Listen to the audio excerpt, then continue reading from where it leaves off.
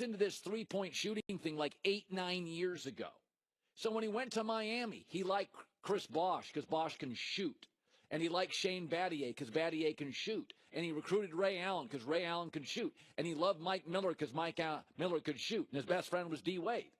And then LeBron, by the way, 8 years ago, started working on his three-point game. It took LeBron a long time, despite his size, to have an interior game. But he was working on his jumper and his three-point shot 8-9 years ago because LeBron's always been ahead of the curve and ahead of the game. So when you do that, much like Houston, you become a high-stakes poker player. You're putting all your chips on the three-point shot. That's what Houston does. That's what LeBron's been doing for 8 years. And over those 8 years, LeBron's won a lot of games and a lot of Eastern Conference finals and some championships.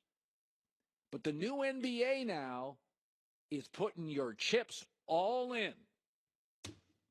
And unless you have Golden State's lineup, which is, maybe the best lineup of basketball players ever, the rest of the team's wild, volcanic, dynamic mood swings. Yesterday, Cleveland shot 15% on threes.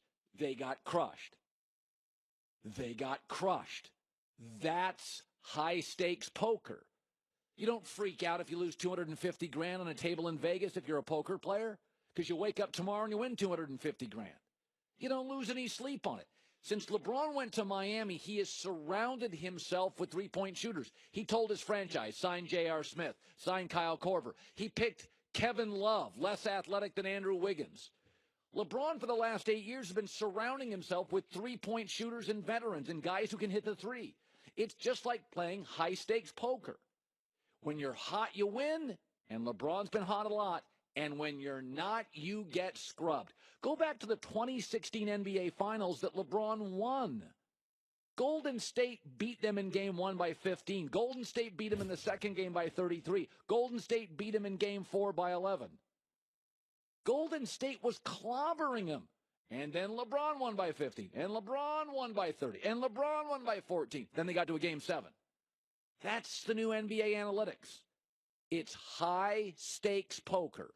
And you can't freak out when you lose 250, and you can't freak out when you win 250, because that's the way it is. Do you know this year in the playoffs, we're not even done yet. Of the 65 playoff games, remember, these are the best teams in the league, the best defenses, the best coaching, the best analytics. These teams should be evenly matched. Of the 65 playoff games this year, 37 have been blowouts. 37 of the 65 have been blowouts. That's with the best coaches facing the best coaches, the best players facing the best players. That means good coaches are getting humiliated. Good teams are getting humiliated. Good rosters getting humiliated. Teams that win series are getting humiliated. You can't lose any sleep on yesterday, because in the mood swings of the current 2018 analytic NBA, you win by 23 Game 1, you lose by 19 Game 2. It doesn't mean anything. Back in the 70s and 80s and early 90s, if you got clobbered in the first two games of a series, it was over. It was a referendum on you weren't big enough, you weren't strong enough, you didn't have the coach, you didn't have...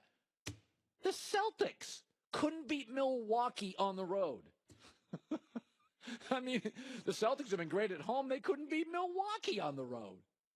Brad Stevens, the team you saw yesterday. LeBron, for 8 years, has been high-stakes gambling. All in on the three.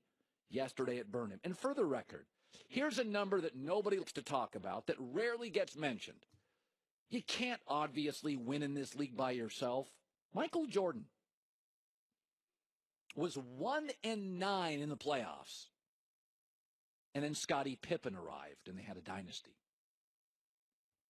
Michael Jordan was 1-9 as a playoff basketball player. 1-9. 1-9 in series. Then Scottie arrived, meaning he could always depend on a second guy. The second best player LeBron had yesterday was Kevin Love. He was 5 for 14. And when Kevin Love's not hitting his jumper, not much love for Kevin Love here. He has to hit his jumper.